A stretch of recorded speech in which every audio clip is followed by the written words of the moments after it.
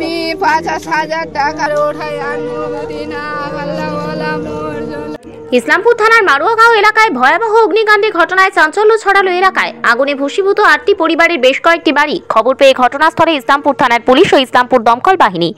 স্থানীয় সূত্রে জানা গিয়েছে, মোহাম্মদ জলিল নামে এক ব্যক্তির বাড়িতে আগুন দেখতে পায় স্থানীয়রা। খবর ছড়াছড়ি হতেই এলাকার বাসিন্দারা আগুন নেভানোর কাজে হাত লাগিয়ে দেন। আগুনের তীব্রতা এত বেশি ছিল, মুহূর্তের মধ্যে বেশ কয়েকটি বাড়িতে আগুন ছড়িয়ে পড়ে। খবর দেওয়া হয় ইসলামপুর দমকল বাহিনীকে। ঘটনাস্থলে দমকল বাহিনী পৌঁছানোর আগেই নিয়ন্ত্রণ আনলেও ততক্ষণে সবকিছু পুড়ে ছাই হয়ে যায়। এ নিয়ে দমকল বাহিনীকে ঘিরে ক্ষোভ প্রকাশ করেন স্থানীয়রা। এই ঘটনায় প্রায় ৮ পরিবারের সমস্ত ঘরবাড়ি জিনিসপত্র আগুনে ভস্মীভূত হয়ে যায়। ঘটনায় কয়েক লক্ষাধিক টাকার ক্ষয়ক্ষতি হয়েছে বলে জানা গেছে।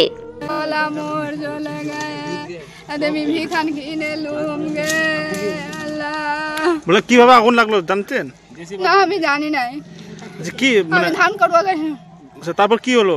তারপরে আমি ঘরে বাড়িতে আসি, তো বাড়িতে আসে দেখছি কি আগুন লাগেছে, আগ লেগেছে। বাচ্চাগুলো গেলে দৌড়ে যাবে বাড়ি যাই, তারপরে সবকিছু চলে গেছে। সবকিছু কিচ্ছু বাঁচে না ঘরে। কি কি নষ্ট হয়েছে আপনার? আমার 1.5 লাখ টাকা নষ্ট হয়েছে, আর 2 ভরি সোনা, 20 ভরি চাঁদি সব পুড়ে গেছে। সব পুড়ে গেছে। কি নাম আপনার? ইসরাত খাতুন।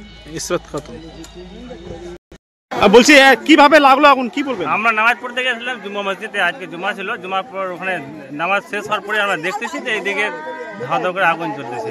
আমরা সবাই ছুটে আসলাম, দেখি এখানে পুরো গ্রামটার মধ্যে যতগুলো বাড়ি সমস্ত বাড়ির মধ্যে আগুন লেগে গেছে। ফায়ার ব্রিগেড অফিস ফোন করলাম, ওরা কিন্তু আসতে খুব দেরি করেছে। ফোন তুলে নাই।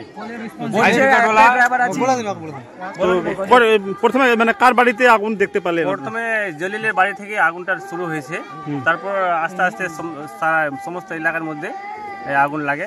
ঘরে বাড়ি নষ্ট হয়েছে। 8টা ফ্যামিলি আছে, ওর মধ্যে মোটামুটি 10-12টা বাড়ি আছে। 8টা ফ্যামিলি তো 12টা বাড়ি পুড়ে গেছে, সব সাফ হয়ে গেছে। কিছু নাই। ওর মধ্যে একজনের কিছু টাকা, নগদ টাকাও ছিল। নগদ টাকা যা ছিল টাকা সমস্ত সব জ্বলে গেছে। জমি কেনার জন্য যতগুলো জমির কাগজ ছিল, ভোটার আই কার্ড থেকে আধার কার্ড, জন্ম সার্টিফিকেট যা ছিল সমস্ত জ্বলে রাখা হয়ে গেছে, কিছু বাজেনি। প্রশাসনকে আপনারা কি দাবি রাখবেন? প্রশাসনকে জানাইছি, বিডিও সাহেবকেও জানানো হয়েছে।